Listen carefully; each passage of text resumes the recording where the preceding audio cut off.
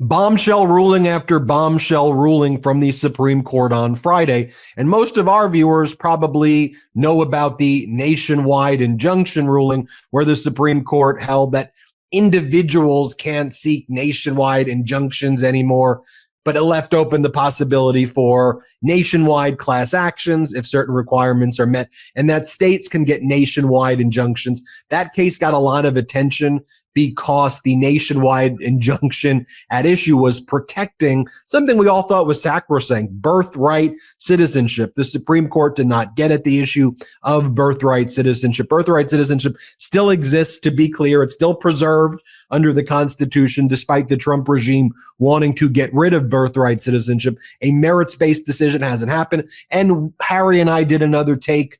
Groups have already figured out how to get around the Supreme Court ruling, and also states can still get nationwide injunctions based at least on how the Supreme Court phrased that order. But when everyone's focused on that ruling, Harry, this June 27th was the last day where opinions were issued before Clarence Thomas goes on his private jets and yachts and gets ferried out to Europe, and Jeff Bezos. You know, I'm being facetious. I don't know that Clarence Thomas has those plans or not, but the whole expose on Clarence Thomas was when the term would end, he would have all these billionaire people would fly him around and blah, blah, blah, blah, blah. So, and ProPublica did a great story on that. And you and I had covered that before. In any event, this is their last day before they go on their vacations and they have their speaking gigs and they do all of that stuff.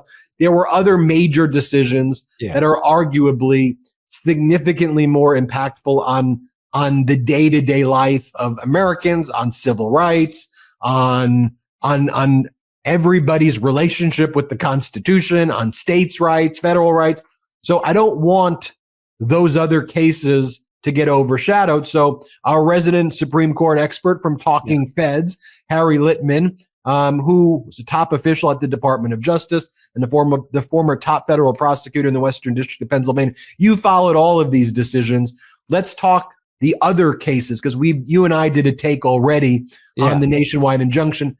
What are these other rulings about, Harry? Yeah, gladly. And thanks for touting me. But I just want to add that, I clerked for a couple of justices. I've litigated a case up there. So I really have followed it very carefully throughout my career. Okay.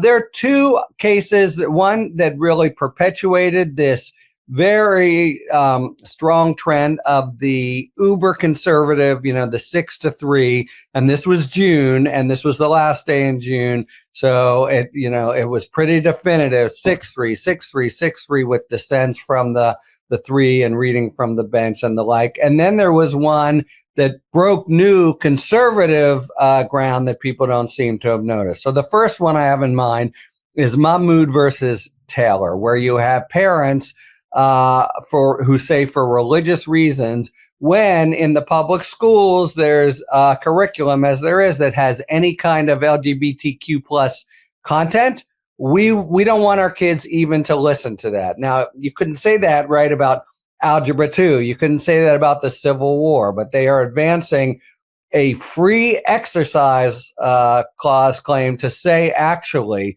that their religious rights are violated if they are not given the opportunity to absent themselves.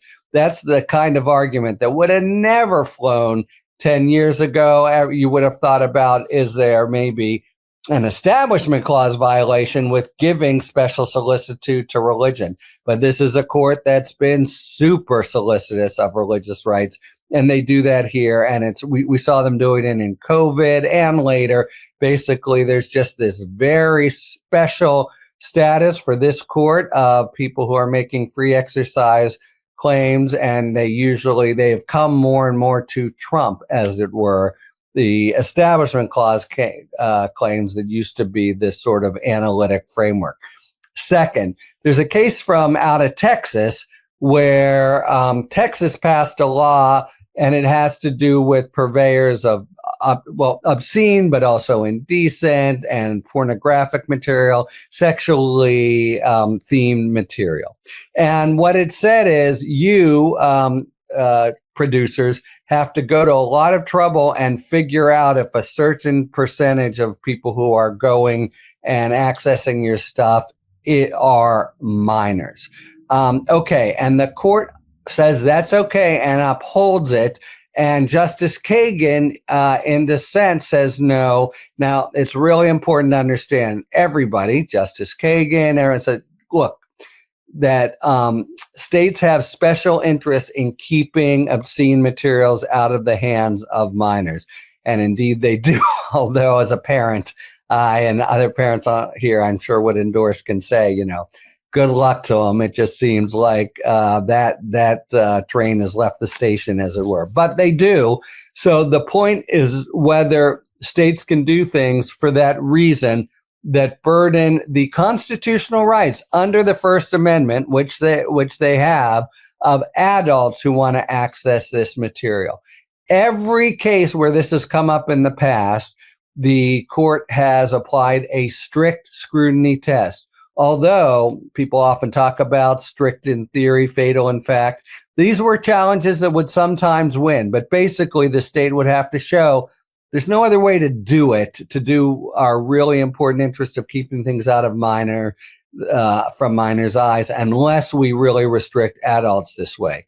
Here, the court struck a new doctrine and said we're going to apply intermediate scrutiny. And what that means is states don't have to show that there's no way they could have done this without, in some more moderate way that wouldn't have abridged the rights of other of adults who want to access the material. So part of it you could say is about obscene or sexually related speech, but it's broader than that. It's a general doctrine about when can the state use the worries about children or some population to really suppress the constitutional rights. There's no doubt, just as there's no doubt they can keep it from children, there's also no doubt that adults have some rights.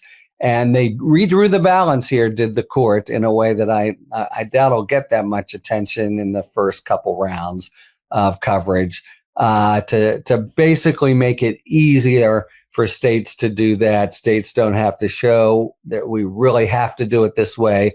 There's a lot more play in the joints. So those were two, doctrinal and in the kind of broad legal trends that this court, which is basically almost always a 6-3 uber conservative lockstep majority, this were two cases where they really made a legal doctrinal impact as well as the impact of the individual cases on the individual parties. Harry, I didn't want to interrupt you as you were giving your background, and you said, "Hey, you're very humble." You said, "I worked for a couple of justices." You worked for two. You clerked for two Supreme Court justices, which is incredibly rare to work for one Supreme Court justice. So your insights into the happenings of the Supreme Court are critical, because there's no one who knows more about this stuff than you. So, Harry, though, there's a broader and more nefarious plan. And how this right-wing Supreme Court does this too, because people may recall when it comes to the free exercise clause and how they've interpreted that to push certain to not just remove. This case is removing things from the curriculum that they don't like, but also then to push things that they do like, which is prayer in school and the separation of church and state in the First Amendment. Gives way to the free exercise clause as basically, and this court being supreme. So in the prior term, or maybe it was two or three terms ago, what they did was they took that case involving the football coach. It was a compelling case where the football coach just wanted to pray with the team at halftime, and it was like, and then the school's like, we can't let you do that because we're a public school. And the coach is like, but I got to do it for my football team. And the school's like, can you just do it outside? We're okay. Just don't do it right there. On the 50-yard line. Yeah. Because separation of church and state. So there, the Supreme Court used the free exercise clause, and they picked that case particularly to basically move the needle on strengthening the free exercise clause there. Then the Supreme Court took the case where they kind of invented the facts regarding a photographer that wasn't really a photographer, like in Colorado, and claimed that there was a client who was gay, but the client came out and is like, "I'm not gay. I'm not a client of yours. I'm not gay. I don't know what this even is. I'm a straight man. What are you talking like? What? I never contacted you for a gay wedding. Like, what are you talking about? Like, that's not what I did." But the Supreme Court then used that case to start moving it in the direction of saying, look, private businesses, under your free exercise clause, states can pass laws forcing you to do equality. Like you can now say, I don't want to have gay clients because my religion and my free exercise says this. So I want to point out that this is part of a line of cases, and they do it surgically. But it's like, what's the expression about boiling the frog in water or something like that? No. Perfect. Yeah. Before you know it, you're in Handmaid's Tale land, and now all of this is allowed. So people are going to use these rulings and even intermediate scrutiny. You take a case where people go, ugh, that content is disgusting. I don't want disgusting content out there. So we're all like, why are we fighting for disgusting content? Well, because now when you change the scrutiny from strict scrutiny to intermediate scrutiny, well, now you start saying, yeah, I don't like that content. I don't like that type of music. And I don't like the way the Democrats are speaking. Oh, and if you speak out against immigrants, that's offensive language. If you say bad things to ICE, so it starts taking you on this path, which is why our First Amendment was the first, number one.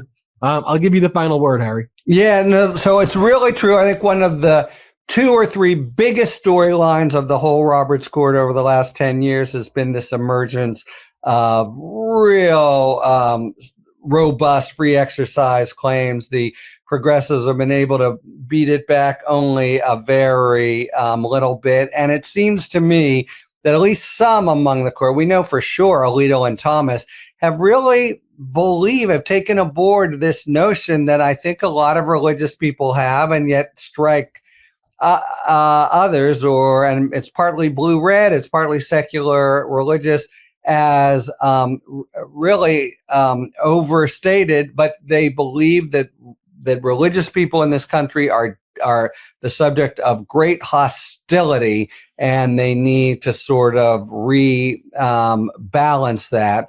And and the big tool to do it has been free exercise, but I think it proceeds from just a really dramatically different worldview. It's not, if anything, the use of free exercise you would think is more activist. They're changing the law, but you just have, a solid majority that on these kinds of claims in particular. We saw this with COVID, where states had to make all these special allowances for religious gatherings and the like. This is a court, the majority of which feels that religion needs to be a stronger part of American life, and that religion is discriminated against as opposed to tolerated. I mean, other people look out and see a general and really impressive and kind of beautiful toleration of different faiths. But for sure, there are pockets of people, and they are disproportionately represented on the Supreme Court, that think that religious belief is treated poorly and needs to be really given a boost up under the Constitution's free exercise clause. Right. So the Supreme Court says that their fear is that religions are being discriminated against because they're prevented from discriminating against people. That's so true, by the way. It is this paradigm of where it's switched on. You must have the right to discriminate, basically. The religious groups, the often right-wing aligned religious groups, we as a religion don't like gay people or don't like this race, and we find it offensive that your secular laws are preventing us from discriminating against these groups. And it's really exactly it. Just dead on. That's right. That's the cake shop cases. I have a religious right to express my disapproval here. Well, there are all these laws that say all these other things you can't, you would never, ever, the court would never let this fly, even if you asserted a religious right to discriminate on the basis of race. But it's also part and parcel. And this, when the story is written, and it's possible it will be, of the potential, I think the big thing that's at risk after Dobbs is gay marriage. And it would be on this basis that you can't, make society accept it. And the inroad into it would be exactly this, not just religion, but the attitude of religion that, for my money, doesn't really describe America, and that I think only a very small percentage of Americans hold, but that, people on the court just think we need to protect them. And just think about it. Here we are, June 2025. Yeah. And rights that we thought were protected from the 1960s and early 1970s are now being viewed as woke. Oh, those 1960s, 1970s woke people, we in 2025 need to bring it back to Gilead or whatever. Anyway, Harry, at least the 1950s. Yeah, well, it's something, maybe medieval times. I don't know. It's really true. That's really trenchant. I think. Harry Litman runs the Talking Feds Substack, the Talking Feds YouTube channel, and the Talking Feds podcast. So search all of them wherever you get your content. It's where I get my info. Thanks, Harry. Thank you, Ben. Have a good weekend. The truth is more important than ever. Check out our new Truth Over Lies collection at store.meidastouch.com. All 100% USA union made.